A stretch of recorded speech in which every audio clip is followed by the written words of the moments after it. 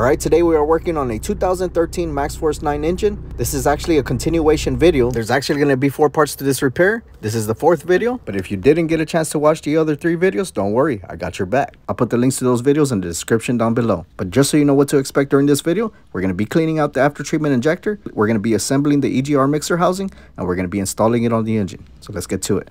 This is the after treatment fuel injector. As you can see, it's pretty face plugged. I'm going to start off by cleaning it off with Varsaw and a shop rag. Just wipe it down, get all the big stuff off. Then afterwards, I'm going to remove the injector itself from the injector body. And just so you know, or for those who don't know, anytime this fuel injector is plugged up, it'll throw a fault code that has to do with the after treatment fuel pressure. One of those fault codes is a SPN 3556. Or another issue that will be experienced whenever this injector is plugged up is that the after treatment temperatures won't get hot enough to regen because the injector won't be spraying properly. Now, this cleaning method is not recommended by the OE. This is just my jam. They actually recommend that you don't clean them, but I've been having success cleaning these injectors since they started coming out on these Maxxforce engines. Now I'm going to pour some of the Varsaw inside the injector itself, then I'm going to blow it out with shop air. You'll see here in a little bit the injector needle tip is spring loaded, so it opens up and then it springs back closed. And at times when it's carboned up, it stays open. You need to make sure that it's seating fully. If it's not, well, I continue cleaning it until it does. You'll see that right now, the tip is staying open.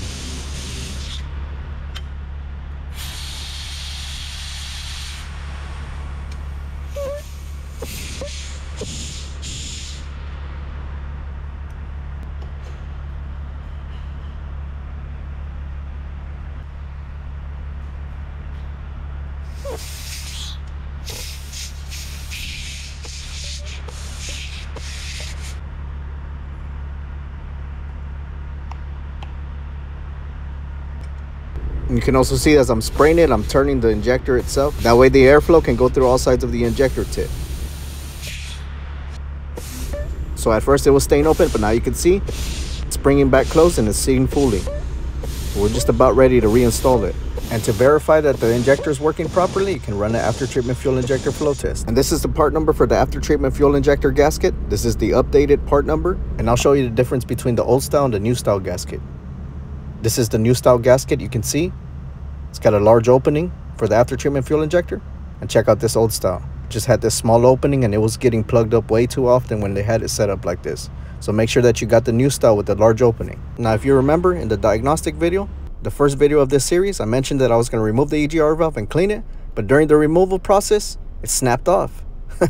It broke inside the EGR mixer housing and it also damaged the housing. So I'm going to replace the EGR valve, the mixer housing too.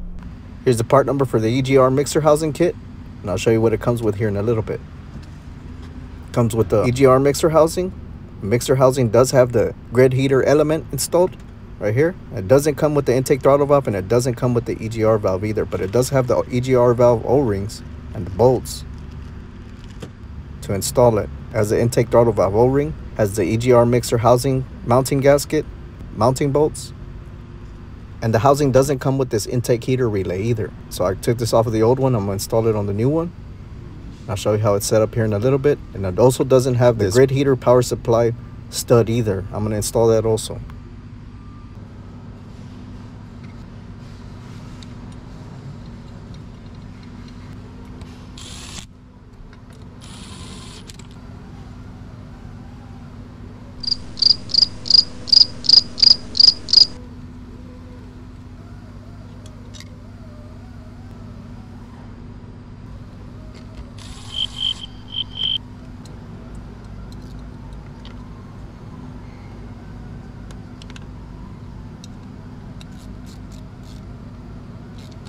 Alright, got the intake heater system all tightened down. Now I'm removing the intake throttle valve O-ring, put the new one in, then we'll bolt it on the mixer housing.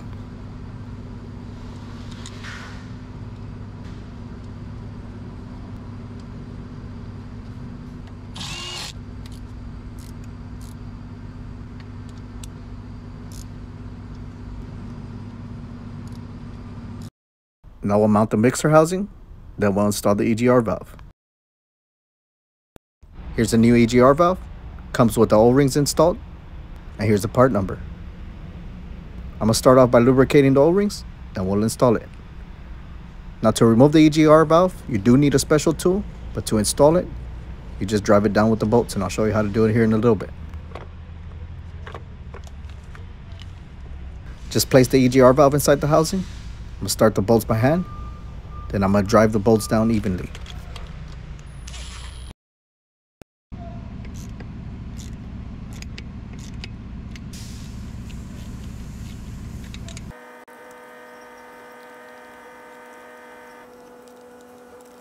Make sure that it's seated properly, which it is, and that's it. If you guys remember from the first video, the CAC hoses were full of oil from the turbo failure.